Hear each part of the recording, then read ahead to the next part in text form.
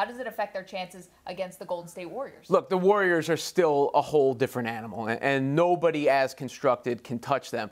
It does help in the sense where Crowder can go on Durant, and it starts to build a path for the Cavs to possibly get there with another move. Like earlier on the trading on the internet, I moved Kevin Love for Eric Bledsoe and Jared Dudley. I was just playing around with what else they can do because they need to address backcourt perimeter defense because you ain't going to get it done with Isaiah Thomas and Derrick Rose as your guards. But think about what the Cavaliers now have. Like you said, they can throw so many different guys at the Warriors now, which is what Golden State was able to do to them last year. They've got Jay Crowder. LeBron can now roam. He doesn't have to, wear himself out playing KD like he did in last year's finals. He looked very tired. Jay Crowder can help you there. You've got J.R. Smith and Iman Shumpert coming off the bench, two good defenders there. I mean, Isaiah Thomas, we all know he's not the best defender. He's sometimes a liability in the fourth quarter. The Cavs are deep now. They've got options. I really think that this was such an upgrade for them, even though they took a slight step back at point guard. Yeah, I mean, if you think of the enduring image of the finals, I think it's Kevin Durant pulling up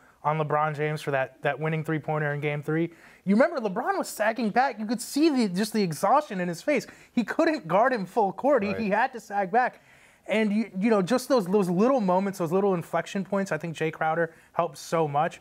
Do I think the Cavs now are going to be favored or have a great chance to beat the Warriors? No, but it brings them that much closer. And I kind of agree with Robin. What's interesting about the Cavs is I think what they need more than anything to beat the Warriors is depth, not stars. You see all these other teams loading up on stars. Cleveland has, the ultimate star, the star of stars, LeBron James.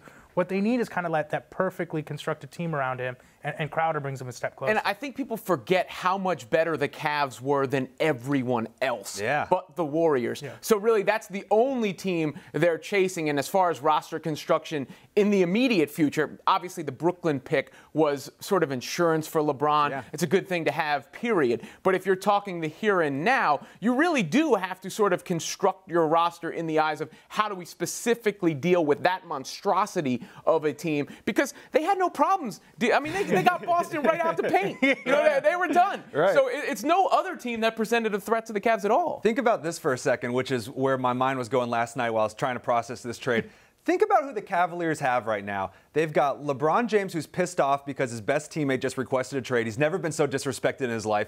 He's got the Cavs have Isaiah Thomas, who was disrespected even more by the Celtics. They dumped him for a different point guard after they brought him back. They've got guys who just play with a chip on their shoulder. They've got angry guys, Tristan Thompson's trying to shut everybody up about his relationship. J.R. Smith is, always like that. Kevin Love is, reunited with his Seattle teammate, this guy he's played with when he was a child. This team's going to be so motivated. It's going to be amazing to watch them. And then you got Boston on the other side, a bunch of guys who really don't have that chip on their shoulder. What adversity has Gordon Hayward and Isaiah and Kyrie really faced? Kyrie complained that he made 3 straight finals. He demanded a trade.